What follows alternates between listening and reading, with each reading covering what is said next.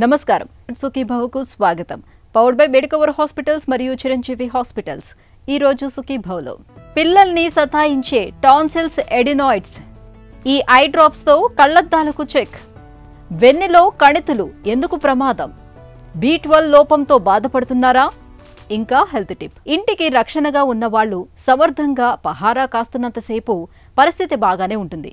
కానీ ఈ గస్తీ కాసే క్రమంలో వాళ్లే మనల్ని సతాయిస్తూ ఉంటే ఏం చేయాలి?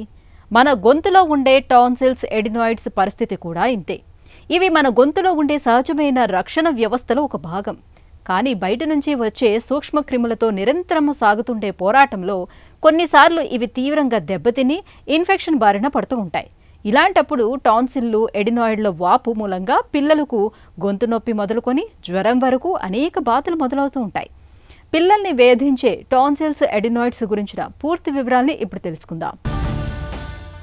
మనం నోరు పెద్దగా తెరిచి ఒక్కసారి అద్దంలో చూసుకుంటే గొంతులో కింది వైపున కొండ నాలుకకు ఇరువైపులా రెండు చిన్న చిన్న గోళీలా కనిపించేవే టాన్సిల్స్.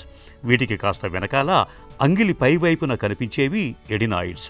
ఇవి గొంతులో మనకు రక్షణగా నిలిచే నిర్మాణాలు. రోగ నిరోధక వ్యవస్థలో భాగంగా మన గొంతులో గస్తీ కాస్తుండే లింపు కణజాలాలు ఇవి. ఆహారం ద్వారా లేదా మనం పీల్చే గాలి ద్వారా గొంతులో ప్రవేశించే సూక్ష్మక్రిముల సమాచారాన్ని ఎప్పటికప్పుడు సేకరిస్తూ ఉండటం, వాటితో పోరాడటం, వాటిని నిర్వీర్యం చేయటానికి మన రోగ నిరోధక వ్యవస్థకు సహకరించటం వీటి పని. అయితే శత్రువులతో తలబడే ఈ క్రమంలో కొన్నిసార్లు ఇవే బలహీనపడి ఇన్ఫెక్షన్స్ బారిన పడుతూ ఉంటాయి. దీంతో ఇవి వాపు రావటం, గొంతు నొప్పి, గుటక మింగటం కష్టంగా మారటం, జ్వరం రావటం తదితర బాధలన్నీ బయలుదేరుతాయి. Tonsils and adenoids are very important immune system అని మన బాడీలో ఉంటుందండి. ముఖ్యంగా అడినాయిడ్స్ ఏమో ముక్కు ఎనిపక భాగంలో ఉంటుంది, టాన్సిల్స్ ఏమో గొంతు భాగంలో ఉంటాయి. ఇది first line of defence mechanism అంటాము. ఎందుకంటే మనం గాలి తీసుకున్నప్పుడు కానివ్వండి, ఏదైనా ఆహార పదార్థాలు తిన్నప్పుడు కానివ్వండి, దాంట్లో ఏదైనా క్రిములు, బ్యాక్టీరియా కానీ వైరస్ కానీ ఉన్నప్పుడు వాటి మీద ఫైట్ చేయడానికి ఇది first line of defence mechanism అంటూ ఉంటాం. ముఖ్యంగా చిన్నపిల్లల్లో 2 నుంచి 6 సంవత్సరాల మధ్యలో ఉన్న పిల్లల్లో ఇవి ఎక్కువగా ఉంటుంటాయి. సో ఇవి ఇమ్యూనిటీ కోసమని వైట్ బ్లడ్ సెల్స్ని, అందులో B లింఫోసైట్స్ కానివ్వండి, T లింఫోసైట్స్ కానివ్వండి, అలాగే యాంటీబాడీస్ని ప్రొడ్యూస్ చేస్తుంది. ఈ white blood cells, antibodies fight against the bacteria and virus which will help to protect our body from these infections. ముఖ్యంగా చిన్నపిల్లల్లో ఏమవుతుందంటే ఈ వాతావరణం మారడం వల్ల కానివ్వండి, కొన్ని అలర్జీస్ వల్ల కానివ్వండి, ఇంట్లో మనం కొందరు పేరెంట్స్ స్మోక్ చేస్తుంటారు. అంటే డస్ట్ పార్టికల్స్ కానీ స్మోక్ పార్టికల్స్ వల్ల కానివ్వండి, పిల్లలు స్కూల్ గోయింగ్ పిల్లలు ఏంటంటే పక్క పిల్లల నుంచి కూడా ఈ ఇన్ఫెక్షన్స్ అనేవి సోకుతూ ఉంటాయి. ఉదాహరణకు వర్షాకాలంలో వర్షాలు ఎక్కువ ఉండడం వల్ల వైరస్ ఇన్ఫెక్షన్స్ కానివ్వండి, బ్యాక్టీరియల్ ఇన్ఫెక్షన్ కానివ్వండి, అంటే కామన్ కోల్డ్ అంటుంటాం, దీనివల్ల కూడా అడినాయిడ్స్కు, టాన్సిల్స్కి ఇన్ఫెక్షన్ వస్తూ ఉంటుంది. ముఖ్యంగా ఈ రిపీటెడ్గా ఇన్ఫెక్షన్స్ వస్తున్నప్పుడు టాన్సిల్స్, అడినాయిడ్స్ అనేది వాపు వస్తూ ఉంటుంది. ఈ వాపు వచ్చినప్పుడు అంటే ఫస్ట్ టాన్సిల్స్కి వాపు వచ్చినప్పుడు గొంతు నొప్పి అనేది ఎక్కువగా ఉంటుంది, మింగడం కష్టం ఉంటుంది, జ్వరం వస్తుంది, అలాగే శ్వాస తీసుకోవడానికి ఇబ్బందిగా ఉంటుంది. అలాగే అడినాయిడ్స్ కూడా బాగా వాపు ఉన్నప్పుడు జలుబు అనేది తగ్గకుండా ఉంటుంది, నిద్రకు డిస్టర్బెన్స్ ఉంటుంది, శ్వాసం అందకుండా ఉంటుంది, బ్రీతింగ్ ఇష్యూస్ ఎక్కువగా ఉంటాయి. అలాగే ఈ టాన్సిల్స్, అడినాయిడ్స్ ఎక్కువగా ఉండడం వల్ల ఏమవుతుందంటే చెవుల ఇన్ఫెక్షన్స్ రావడానికి, సైనసైటిస్ రావడానికి కూడా అవకాశం ఎక్కువగా ఉంటుంది. టాన్సిల్స్, ఎడినాయిడ్స్ గొంతులో వేరువేరు ప్రదేశాల్లో ఉన్నప్పటికీ ఒక రకానికి చెందినవే. వీటిలో టాన్సిల్ అనేవి జీవితాంతం ఉంటాయి. అదే ఎడినాయిడ్స్ విషయానికి వస్తే 3 నుంచి 6 ఏళ్ల వయసు వరకు బాగా పెద్ద సైజుకు పెరిగి తర్వాత కుచించుకుపోతూ ఉంటాయి. యుక్త వయసు వచ్చేసరికి పూర్తిగా అదృశ్యమవుతాయి. అందుకే ఎడినాయిడ్స్ ఉబ్బటం వంటి సమస్యలు చిన్నపిల్లల్లోనే ఎక్కువగా కనిపిస్తూ ఉంటాయి. ఇక టాన్సిల్స్ వాయటం, వాటికి ఇన్ఫెక్షన్ రావటం అన్నది కూడా పిల్లల్లోనే ఎక్కువగా కనపడుతుంది. ముఖ్యంగా బడిలో ఉన్నప్పుడు, ఆటలు ఆడుతున్నప్పుడు ఒకరి నుంచి మరొకరికి తేలికగా బ్యాక్టీరియా, వైరల్ ఇన్ఫెక్షన్లు సోకుతూ ఉంటాయి. ఆపై గొంతు నొప్పి బాధలు మొదలవుతూ ఉంటాయి. ముఖ్యంగా గుర్తుంచుకోవాల్సిన విషయం ఏమిటంటే టాన్సిళ్ళు, ఎడినాయిడ్లు ఆరోగ్యంగా ఉన్నప్పుడే అవి మనల్ని జబ్బుల బారి నుంచి కాపాడతాయి. వీటికి ఇన్ఫెక్షన్ సోకినప్పుడు ఆ ఇన్ఫెక్షన్ శరీరంలోని ఇతర భాగాలకు వ్యాపించే ప్రమాదం ఉంటుంది. అరుదుగా కొందరికి కీళ్లు, గుండె కవాటాల వంటి వాటిని కూడా దెబ్బతీసే ప్రమాదకరమైన రుమాటిక్ జ్వరం రావచ్చు. కిడ్నీలకు ఇన్ఫెక్షన్ రావచ్చు. కొందరికి కడుపులోని లింఫ్ కణజాలం వాచి కడుపు నొప్పి వంటివి వస్తాయి. అందువల్ల టాన్సిల్స్ ఇన్ఫెక్షన్లను తేలికగా తీసుకోవటం తగదు. ముఖ్యంగా ఈ టాన్సిల్స్ అడినాయిడ్స్ అనే ఎక్కువగా ఉండడం వల్ల అక్యూట్ కాంప్లికేషన్స్ అంటాం. అంటే ఫాలిక్యులర్ టాన్సిలైటిస్ అంటే పస్సు టాన్సిల్స్లో పట్టడము, అలాగే అడినాయిడ్స్ కూడా సివియర్గా ఉండడము, దీనివల్ల ఏమంటే గొంతు నొప్పి రావడము, జ్వరం రావడము జరుగుతూ ఉంటుంది. ఇంకా కొంత బ్యాక్టీరియా అంటే beta haemolytic streptococcus, staphylococcus, H influenza వీటి వల్ల ఏమవుతుందంటే గ్లోమరులర్ నెఫ్రైటిస్ అంటే కిడ్నీకి సంబంధించిన జబ్బు రావడానికి అవకాశం ఉంటుంది. అలాగే రుమాటిక్ ఫీవర్ అంటాం, అంటే హార్ట్లో వాల్స్కి ప్రాబ్లం రావడానికి అవకాశం ఉంటుంది. అలాగే మెనింజైటిస్ కూడా రావడానికి అవకాశం ఉంటుంది. ఇవన్నీ ఏంటంటే వెరీ రేర్ కండిషన్స్. అలా కాకుండా అబ్స్ట్రక్టివ్ స్లీప్ యాప్నియా కూడా అంటుంటాం. అంటే పిల్లలకి అంటే అబ్స్ట్రక్షన్ వల్ల స్లీప్ యాప్నియా అనేది కూడా వస్తూ ఉంటుంది. లంగ్స్కి సంబంధించినటువంటి హైపర్ టెన్షన్ కూడా వస్తూ ఉంటుంది. దీనివల్ల హార్ట్ ఫెయిల్యూర్, లంగ్స్కి ఇష్యూస్ వస్తూ ఉంటాయి. ముఖ్యంగా టాన్సిల్స్కి, అడినాయిడ్స్కి ఇన్ఫెక్షన్ వచ్చినప్పుడు క్లినికల్ సిమ్టమ్స్ అంటాం. పిల్లలు మింగలేకపోవడము, బ్రీతింగ్ తీసుకోకపోవడము, గురక రావడము, ఎత్తు పెరగకపోవడము, బరువు పెరగకపోవడము, అలాగే చెవులో తరచుగా రావడము, ఇన్ఫెక్షన్స్ రావడము, దీనివల్ల ఏంటంటే వాళ్ళకి వినిపించకపోవడము, ఇటువంటి యొక్క లక్షణాలు ఉంటాయి ఫస్ట్. తర్వాత ఏంటంటే మనం పిల్లల్ని ఎగ్జామిన్ చేస్తే నోరు ఓపెన్ చేసి చూసినప్పుడు లావుగా బాగా ఎన్లార్జ్ అయినటువంటి టాన్సిల్స్ మనం చూస్తాము. అలాగే నెక్లో చూస్తే కొన్ని లింఫ్ నోడ్స్ అన్నీ కూడా బాగా వాపు ఉంటాయి. సో బయటికి కనిపిస్తుంటాయి ఈ లింఫ్ నోడ్స్ కూడా. దీనివల్ల మనం క్లినికల్ ఎగ్జామినేషన్లో మనం నిర్ధారించవచ్చు. అలాగే కొన్ని రకాలైనటువంటి ఎక్స్రే దాంట్లో మనం నిర్ధారించవచ్చు. కొంత పెద్ద వయసులో ఉన్న పిల్లలకైతే మనం సైనసైటిస్ ఇవన్నీ రూల్ అవుట్ చేయడానికి సిటీ స్కాన్, పారానేసల్ సైనసెస్ అని కూడా ఒక స్కానింగ్ చేస్తాము. అలాగే బ్లడ్కి సంబంధించిన టెస్టుల్లో ఏఎస్ఓ టైటరు, సీరం ఐజీ లెవెల్స్, ఇటువంటి టెస్టులు మనం చేస్తూ ఉంటాము. టాన్సిళ్ల వాపు, ఇన్ఫెక్షన్ బయట కనపడుతుంది కాబట్టి వైద్యులు లక్షణాల ఆధారంగా నిర్ధారిస్తారు. మరీ తరచూ వేధిస్తూ ఉంటే గొంతు నుంచి దూది పుల్లతో స్రావాలను సేకరించి కల్చర్ పరీక్ష ద్వారా ఇన్ఫెక్షన్కు కారణమవుతున్న సూక్ష్మక్రిమి ఏమిటన్నది గుర్తిస్తారు. ఇక ఎడినాయిడ్స్ బయటకు కనిపించవు కాబట్టి లక్షణాలను బట్టి దీనికి ఇన్ఫెక్షన్ సోకినట్టు అనుమానిస్తే ముఖాన్ని ఒక పక్కగా ఉంచి ఎక్స్రే తీస్తారు. ఎడినాయిడ్ ఉబ్బితే ముక్కు వెనకాలగా ఉండే శ్వాస మార్గం మూసుకున్నట్టు కనిపిస్తుంది. పిల్లలు సహకరిస్తే అద్దంలో గానీ, ముక్కు ద్వారా పంపే వీడియో ఎండోస్కోపీ ద్వారా గానీ ఎడినాయిడ్స్ని చూడొచ్చు. ఎడినాయిడ్స్లో వాపు వచ్చినప్పుడు శ్వాస మార్గం మూసుకున్నట్లయి గాలి తీసుకోవటంలో ఇబ్బంది మొదలవుతుంది. ఇది ముఖ్యమైన లక్షణం. అయితే టాన్సిళ్లు, ఎడినాయిడ్స్ ఇన్ఫెక్షన్ల మూలంగా బాధలు మరీ తీవ్రంగా ఉన్నప్పుడు వాటిని ఏ వయసులోనైనా తొలగించడమే మంచిది. ముఖ్యంగా టాన్సిల్స్, అడినాయిడ్స్కి మెడికల్ మేనేజ్మెంట్ వెరీ ఇంపార్టెంట్. అంటే ఎప్పుడైతే గొంతు నొప్పి కానీ ఇవి ఉన్నప్పుడు ఇమ్మీడియట్గా దానికి తగినటువంటి మందులు, యాంటీబయాటిక్స్ కానివ్వండి, పెయిన్ మెడికేషన్స్ కానివ్వండి, ఫీవర్ మెడికేషన్స్ కానివ్వండి ఇచ్చేసి ఫస్ట్ దాని యొక్క అక్యూట్ ఇన్ఫెక్షన్ని మనం సబ్సైడ్ చేస్తాం. అప్పటికి కూడా ఈ టాన్సిల్స్, అడినాయిడ్స్ దాని యొక్క సైజు తగ్గకుండా సిమ్టమ్స్ అంటే బ్రీతింగ్ ఇష్యూస్ కానివ్వండి, స్నోరింగ్ కానివ్వండి, స్లీప్ యాప్నియా కానివ్వండి, ఇయర్ ఇష్యూస్ కానివ్వండి అలాగే నడుస్తూ ఉంటే సో తర్వాత అంటే మళ్ళీ రీఇన్వెస్టిగేషన్ చేసుకున్న తర్వాత దాన్ని బట్టి అవసరమైతేనే మనం దానికి సర్జికల్ ఇంటర్వెన్షన్ మనం వెళ్ళాల్సింది ఉంటుంది. ఈ సర్జికల్ ఇంటర్వెన్షన్ కూడా చాలా సులువైన సర్జికల్ ఇంటర్వెన్షన్. ఇప్పుడు లేటెస్ట్గా కొబ్లేషన్ టెక్నాలజీ, దాన్నే మనం ప్లాస్మా టెక్నాలజీ కూడా అంటాం. సో దీంతో ఏంటంటే మనం బ్లడ్ లేకుండా, కుట్లు లేకుండా, కటింగ్ చేయకుండా మనం సర్జరీస్ చేసుకోవచ్చు. ఇది ఇంత సోఫిస్టికేటెడ్ ఎక్విప్మెంట్. ఎందుకంటే ఈవెన్ చిన్నపిల్లలు 1 సంవత్సరం పిల్లలు కూడా టాన్సిల్ అడినాయిడ్ ఎక్కువ ఉండి వాళ్ళు పాలు తాగలేక, నిద్రపోలేక ఉన్నప్పుడు ఇటువంటి ఎక్విప్మెంట్ సోఫిస్టికేటెడ్ ఎక్విప్మెంట్తో మనం సర్జరీ చేసుకుంటే చాలా సేఫ్గా ఉంటుంది. ఎటువంటి కాంప్లికేషన్స్ లేకుండా మనకు పిల్లలకి వైద్యం ఇవ్వడానికి అవకాశం ఉంటుంది. టాన్సిల్స్, ఎడినాయిడ్స్ వాచి ఇన్ఫెక్షన్కు గురైనప్పుడు వెంటనే యాంటీబయాటిక్స్ వాడాల్సిన పని లేదు. ముందు 2-3 రోజుల పాటు విశ్రాంతి తీసుకోవాలి. జ్వరం, గొంతు నొప్పి తగ్గేందుకు పారాసిటమాల్ మాత్రలు వేసుకోవటం మేలు. చాలాసార్లు వీటితోనే లక్షణాలు తగ్గుముఖం పడతాయి. ఒకవేళ తగ్గకుండా బాధలు మరింత తీవ్రమవుతుంటే డాక్టర్ల పర్యవేక్షణలో పెన్సిలిన్, అమాక్సిసిలిన్, కోఅమాక్సిక్లావ్ వంటి యాంటీబయాటిక్స్ను వాడాల్సి ఉంటుంది. వీటితో 5-6 రోజుల్లోనే టాన్సిళ్లు, ఎడినాయిడ్ల ఇన్ఫెక్షన్లు అదుపులోకి వచ్చేస్తాయి. అయితే తరచుగా ఇన్ఫెక్షన్లు సోకుతుంటే మాత్రం టాన్సిళ్లను, ఎడినాయిడ్లను సర్జరీతో తొలగించుకోవటమే. హెల్త్ న్యూస్ మీకోసం.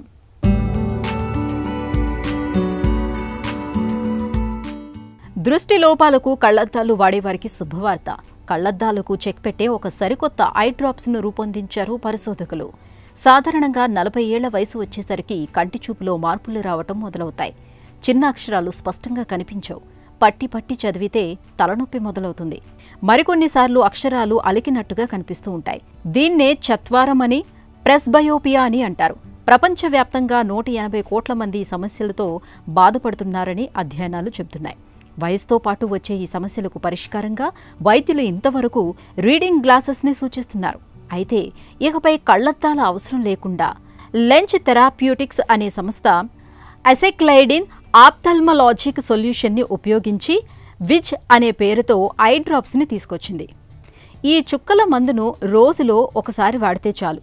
డ్రాప్స్ వేసుకున్న అరగంట తర్వాత నుంచి ఎటువంటి కళ్లద్దాల అవసరం లేకుండానే 10 గంటల పాటు కంటి చూపు స్పష్టంగా ఉంటుందని నిపుణులు చెప్తున్నారు. ప్రత్యేకమైన ఈ ఔషధం కంటిపాపలోని కండరాలపైన ఒత్తిడిని తీసుకొచ్చి వాటి పరిమాణంలో మార్పుల్ని తీసుకొస్తుంది. దీంతో కళ్ళు దగ్గర వస్తువుల్ని స్పష్టంగా చూడగలుగుతాయని నిపుణులు వివరిస్తున్నారు. ఇకపై వెళ్లిన ప్రతి చోటుకి కళ్లద్దాలను తీసుకెళ్లాల్సిన అవసరం లేకుండా ఐ డ్రాప్స్ వేసుకుని వెళితే సరిపోతుందని వారు తెలిపారు. కణితులనేవి మన ఒంట్లో ఎక్కడైనా పుట్టుకొచ్చే అవకాశం ఉంటుంది. ఒక్కోసారి మన శరీరానికి ఇరుసులాంటి వెన్నెముకలో కూడా కణితులు పురుడు పోసుకుంటూ ఉంటాయి. ఈ కణితులనేవి హానికరం కానివి ఉండొచ్చు, లేదా క్యాన్సర్ కణితులు కూడా కావచ్చు. వెన్నులో కణితులు పెరుగుతున్నప్పుడు తీవ్రమైన నడు నొప్పితో పాటు వెన్నెముకలోని నరాలపై కూడా బాగా ఒత్తిడి పడుతూ ఉంటుంది. వీటి మూలంగా కాళ్ళు, చేతుల్లో స్పర్శ జ్ఞానం తగ్గడం వంటి లేనిపోని అనార్థాలు కూడా తలెత్తే ప్రమాదం ఉంటుంది. వెన్నులో పుట్టుకొచ్చే కణితుల గురించి ఇప్పుడు తెలుసుకుందాం. స్పైన్లో ట్యూమర్స్ కానీ, క్యాన్సర్స్ కానీ, సిస్ట్లు కానీ రావడం చాలా కామన్ అండి. స్పైనల్ ట్యూమర్స్ సిమ్టమ్స్ చాలా చాలా డిఫరెంట్గా ఉంటాయి. అంటే మనం పేషెంట్ వచ్చి మన దగ్గరికి చాలా బాగా నడుము నొప్పి కానీ, మెడ నొప్పి కానీ, ఛాతీలో నొప్పి కానీ చెప్తారు. యూజువల్గా ఈ పెయిన్స్ ఎలా ఉంటాయంటే వర్టిబ్రల్ బాడీ ఇన్వాల్వ్ అవుతుంది కాబట్టి, సార్ నేను కదిలినప్పుడు నొప్పి వస్తుంది, లేదంటే కూర్చుని లేసేటప్పుడు పెయిన్ వస్తుంది, రాత్రిపూట బాగా పెయిన్ ఎక్కువ ఉంటుంది. అండ్ ఈ పెయిన్తో పాటు ఒక్కోసారి న్యూరలాజికల్ సిమ్టమ్స్ కూడా ఉంటాయి. అంటే కాళ్ళలో వీక్నెస్, కాళ్ళు టైట్గా అవడం, అంటే స్పాస్టిసిటీ రావడం, ట్రిమర్స్ రావడం, నడవలేకపోవడం, స్పర్శ తగ్గడం.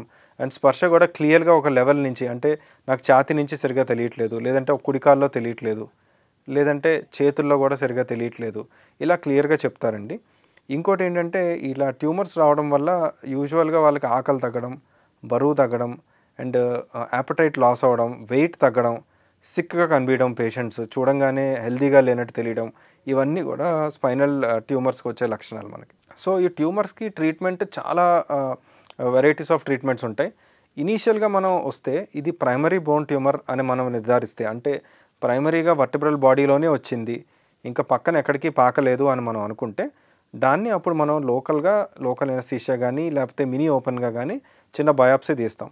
ఆ బయాప్సీలో డెఫినెట్గా అది లోకల్ స్ప్రెడ్ లేదు, అండ్ మనకి పక్కన లింఫ్ నోడ్స్ కూడా ఏం లేవు, అండ్ ఈ ట్యూమర్ మామూలు మెడికేషన్స్కి అనుకూలంగా ఉన్నది అని అనిపిస్తే యూజువల్గా ఆంకాలజిస్ట్తో మాట్లాడి మనం కీమోథెరపీ స్టార్ట్ చేసుకుని ఒక 3 to 4 వీక్స్, ఆ తర్వాత మనం దాని సైజ్ కొంచెం తగ్గించిన తర్వాత, మైక్రో మెటాస్టాసిస్ క్యూర్ తగ్గించిన తర్వాత ఎండ్ బ్లాక్ ఎక్సిషన్ చేసే అవకాశాలు ఉంటాయి. అంటే కంప్లీట్గా ఆ గడ్డని మనం తీసేయచ్చు.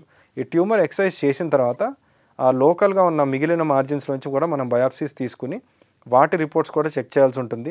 వాటిల్లో ఇంకేమన్నా ట్యూమర్ కణాలు ఉంటే చాలా వాటికి మనం రేడియేషన్ కూడా ఇవ్వాల్సి వస్తుంది లోకల్గా, లేదంటే మళ్ళీ కీమోథెరపీ సైకిల్స్ ఇవ్వాల్సి వస్తుంది. పోషకాహారం అంటే ప్రోటీన్లు, కార్బోహైడ్రేట్లు, కొవ్వుల్ని సమపాళ్లలో తీసుకోవటమే అనుకుంటారు మనలో చాలామంది.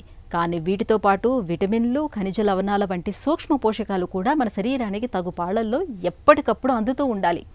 సూక్ష్మ పోషక పదార్థాలు సరిగ్గా అందకపోతే B12 వంటి విటమిన్ లోపాలు పెనుసాపాలుగా మారుతాయి. ఇవాళ మనలో చాలామందికి B12 విటమిన్ లోపం అనేది ఒక పెద్ద సమస్యగా మారింది. విటమిన్ B12 లోపిస్తే ఎదురయ్యే చిక్కులు ఎలా ఉంటాయో, B12 లోపాలని ఎలా అధిగమించాలో డాక్టర్ని అడిగి ఇప్పుడు తెలుసుకుందాం.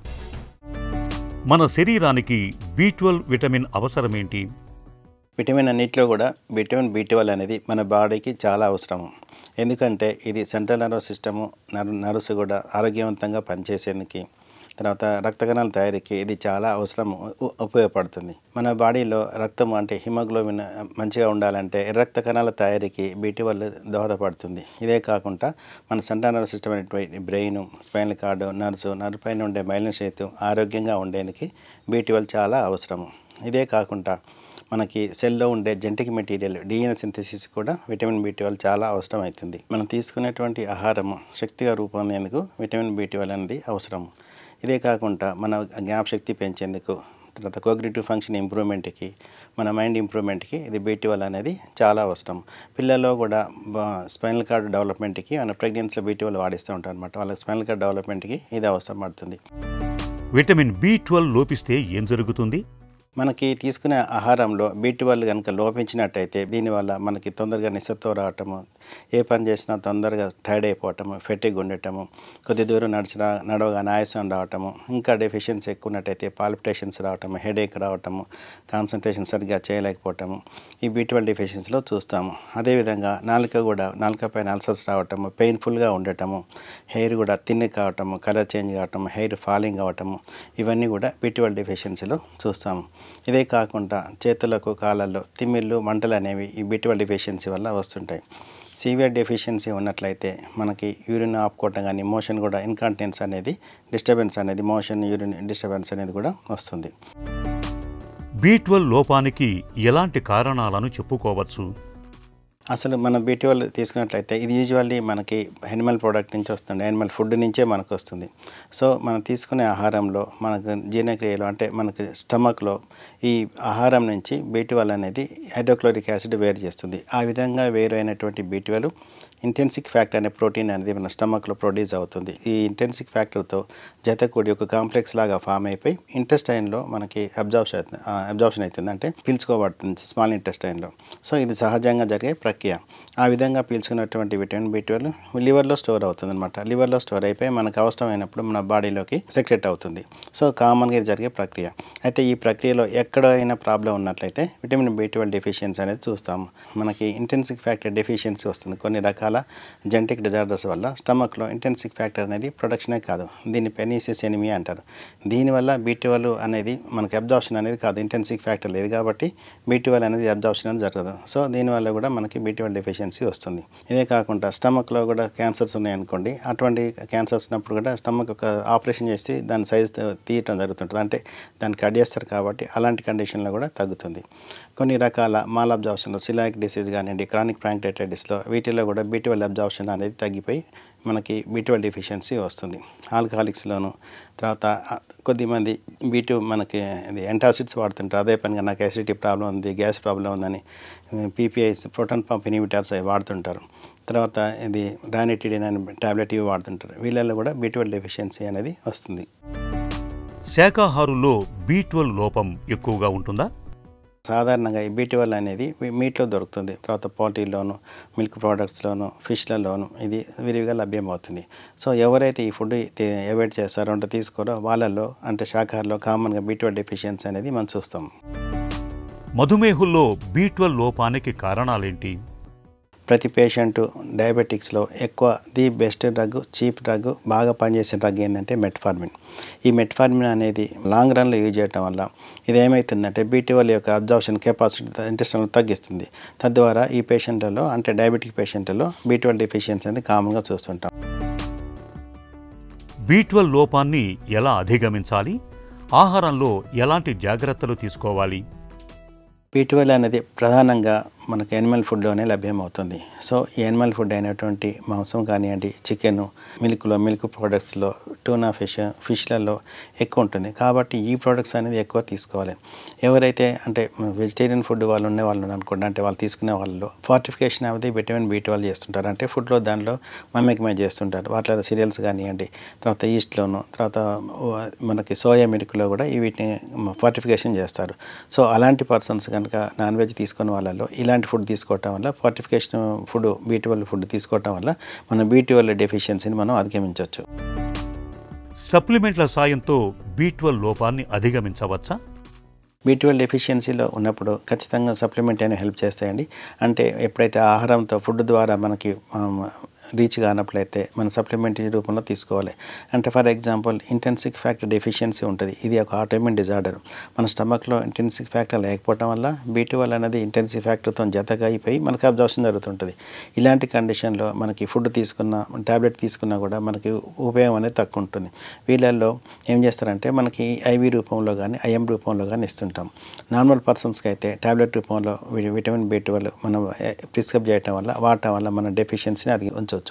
ఎవరైతే కొద్దిమంది పర్సన్స్ అంటే ట్యాబ్లెట్ని టాలరేట్ చేయని వాళ్ళలో ఈ విటమిన్ని B12ని మనకి IV రూపంలో కానీ, ఇంట్రామస్కులర్ రూపంలో కానీ, ఈ మధ్యన నాసల్ స్ప్రే రూపంలో కానీ అవైలబుల్ ఉంటుంది.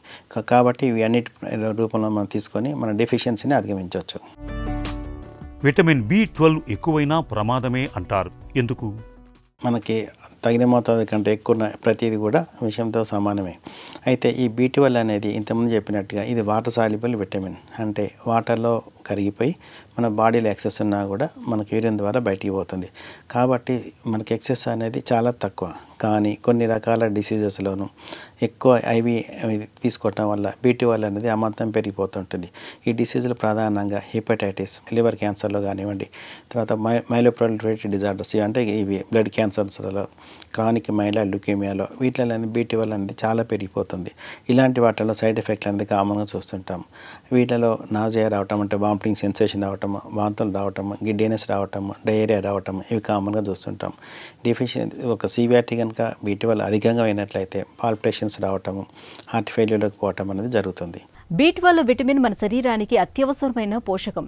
B12 లోపం ఉన్నప్పుడు దాన్ని అధిగమించేందుకు రోజువారీ ఆహారంలో ప్రత్యేకంగా జాగ్రత్తలు తీసుకోవాలి. అవసరమైతే డాక్టర్ సలహా మేరకు సప్లిమెంట్లను కూడా వాడుకోవాలి. ఇక ఈరోజు కార్యక్రమాల్ని ముగించే ముందు ఒక చిన్న చిట్కా మీకోసం. తలనొప్పి తీవ్రంగా ఉన్నప్పుడు లవంగాలు, దాల్చిన చెక్క, బాదం పప్పులు ఈ మూడింటిని సమంగా తీసుకుని మెత్తటి పొడిలాగా చేయండి. ఈ పొడికి కొంచెం నీరు కలిపి పేస్ట్ లాగా చేసి నుదుటిపై పట్టీలాగా వేసుకోండి. తలనొప్పి క్రమంగా తగ్గుముఖం పడుతుంది.